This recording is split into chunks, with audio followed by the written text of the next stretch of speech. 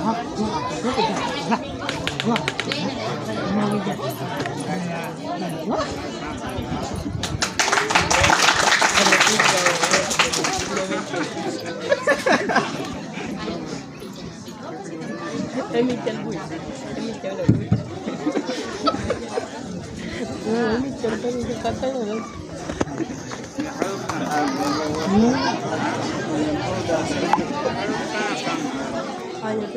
પાવન અવસરે હું ધોરણ 8ની વિદ્યાર્થીની ભાર્યા ઋષિકાબેનને વિનંતી કરીશ કે તેઓ સ્વાસ્થ્ય અને પર્યાવરણ વિષય પર વક્તવ્ય રજૂ કરે. આદરણીય ગુરુજનો, વડીલો, મારા વાલીઓ અને મારા વાલા વિદ્યાર્થી મિત્રો, મારું નામ બારૈયા ઋષિકાબેન ઈશ્વરભાઈ છે. હું ધોરણ 8માં અભ્યાસ કરું છું. આજે કન્યા કેળવણી મહોત્સવ અને શાળા પ્રવેશ ઉત્સવ 2026 અને 27ના આ શુભ પ્રસંગે મને સ્વાસ્થ્ય અને પર્યાવરણ વિશે કંઈક કહેવાનો મોકો મળ્યો છે. તેનો મને ખૂબ જ આનંદ છે. આપણે સૌ જાણીએ છીએ કે આપણે સ્વસ્થ રહીએ તો સારું ભણી શકીએ અને સારા કામ કરી શકીએ. સ્વસ્થ રહેવા માટે આપણે શું આપણે આપણા આસપાસનું પર્યાવરણ પણ સ્વચ્છ અને સારું હોવું જોઈએ. પર્યાવરણ એટલે આપણા ઘરની આસપાસની હવા, પાણી, વૃક્ષો, જમીન અને બધા જીવજંતુઓ. આજકાલ આપણે જોઈએ છીએ કે આપણી આસપાસ ઘણી ગંદકી છે. વાહનોનો ધુમાડો, કારખાનામાંથી નીકળતો કચરો, પ્લાસ્ટિકનો વધુ પડતો ઉપયોગ, આ બધું જ આપણા પર્યાવરણને બગાડે છે. તેના કારણે આપણને શ્વાસ લેવામાં તકલીફ થાય છે, પાણી ગંદુ થાય છે અને ઘણી બધી બીમારીઓ પણ આવે છે. આપણે આપણા પર્યાવરણને સ્વસ્થ રાખવા માટે શું કરી શકીએ? આપણે વધુમાં વધુ વૃક્ષો વાવવા જોઈએ, પાણીનો ઓછો બગાડ કરવો જોઈએ, કચરો કચરા પેટીમાં જ નાખવો જોઈએ અને પ્લાસ્ટિકનો ઓછો ઉપયોગ કરવો જોઈએ. આપણે આપણી શાળામાં પણ સ્વચ્છતા જાળવીએ, અહીંયા કચરો ન ફેંકીએ અને છોડવાનું ધ્યાન રાખીએ. આજે જે નાના ભાઈ બહેન આપણી શાળામાં નવા આવ્યા છે તેમને પણ આપણે સ્વાસ્થ્ય અને પર્યાવરણ વિશે શીખવવું પડશે.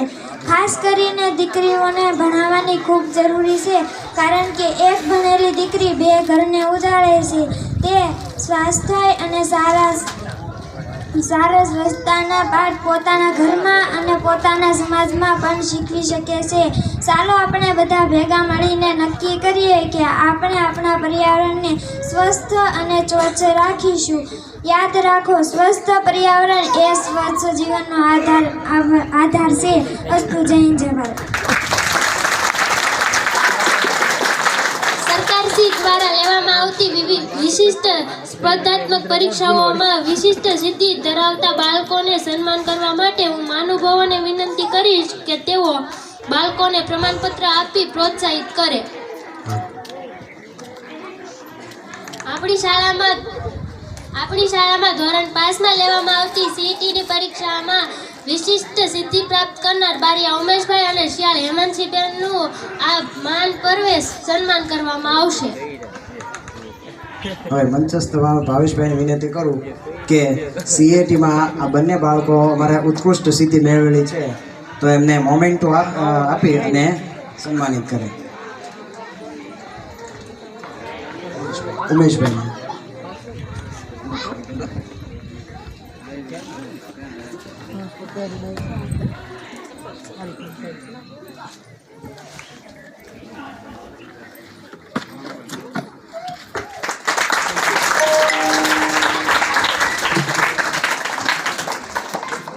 હવે વનરાજભાઈને વિનંતી કરું કે હેમાંશીબેનને પ્રમાણપત્ર અને મોમેન્ટ આપીને એનું સન્માન કરશે.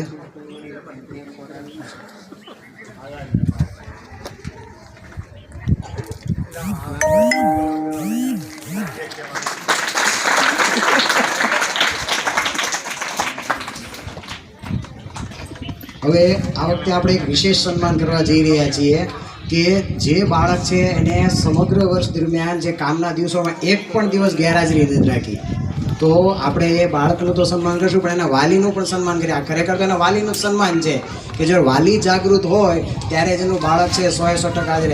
તો શિયાળ, નિરિયન, મામૈયાભાઈ વાલી પણ આવે અને વિદ્યાર્થી આવે, આપણે એનું પ્રમાણપત્ર અને એને ઇનામ આપીને એનું આપણે સન્માન કરીશું. તો મામૈયાભાઈને વિનંતી કરીએ અને નીરનભાઈને વિનંતી કરીએ કે આગળ આવે અને મંચસ્થ માનવમાં વિનંતી કરીએ ભાવેશભાઈને કે તેમને આ પ્રમાણપત્ર આપીને સન્માન કરે. હા, એની માતા આવ્યા તો માતાને પણ બોલા આવવા દો, બંને આવો તમે વાંધો નહીં. ખાસ તો આમાં માનો રોલ જ વધારે હોય છે. બેન ભાઈ આવો તમને.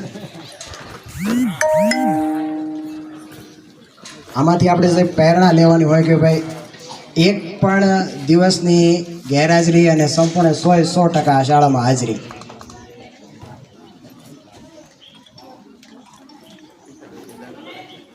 હવે આ બાળક 4થું ધોરણ ભણતો હતો, અત્યારે 5મામાં આવ્યો, એટલે 4થા ધોરણમાં એની સંપૂર્ણ હાજરી છે. તો આમાંથી આપણે મોટા બાળકોને પણ પ્રેરણા લેવી જોઈએ કે 4થા ધોરણનો નાના ધોરણનો બાળક છે તો એ સંપૂર્ણ હાજરી આપી શકતો તો આપણે પણ કરી શકીએ. અને ખાસ વાલીને અને માતાને મારી વિનંતી છે કે આમાંથી આપણે એ પ્રેરણા લઈએ કે આવતી વખતે મારું બાળક આવી રીતે અને મારું તમારું પણ સન્માન થાય એવી હું અપેક્ષા રાખીએ એવી શાળા વતી.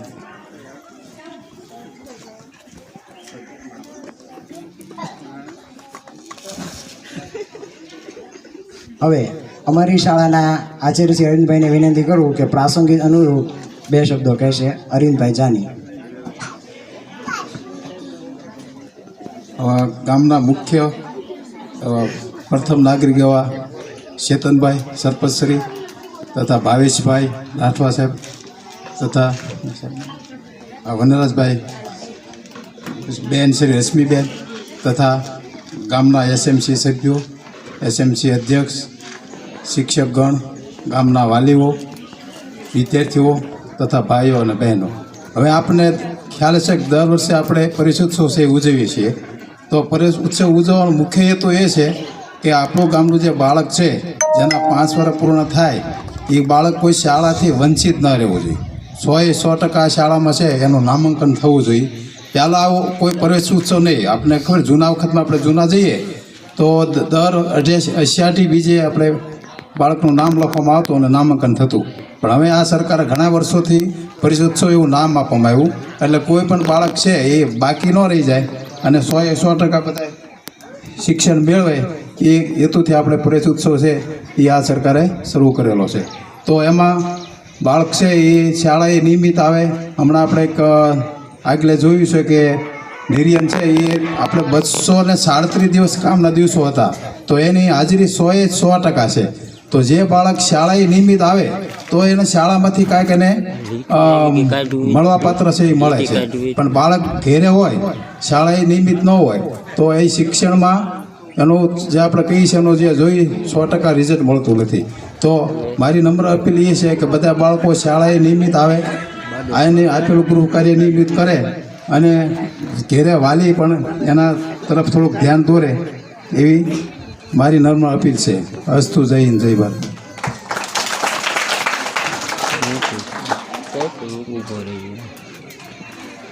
આપણા અમૂલ્ય વચનો અને વિચારો બદલ આપનો ખૂબ ખૂબ આભાર સાહેબ. આજના આ પાવન પ્રસંગે દીપાવા બદલ તમામનો આભાર વ્યક્ત કરવા માટે હું અમારી શાળાના શિક્ષક શ્રી અવિનાશભાઈને વિનંતી કરીશ કે તેઓ આભાર વિધિ કરે.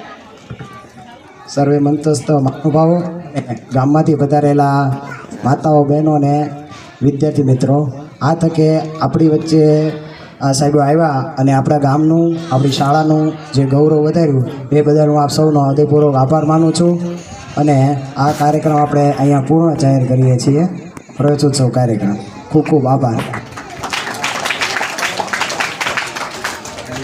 હવે અધિકારીશ્રીને આપણે વિનંતી કરીએ કે ઓફિસમાં એનું સ્થાન ગ્રહણ કરશે. વાલીગણે તમે તારે બેસજો. સૌ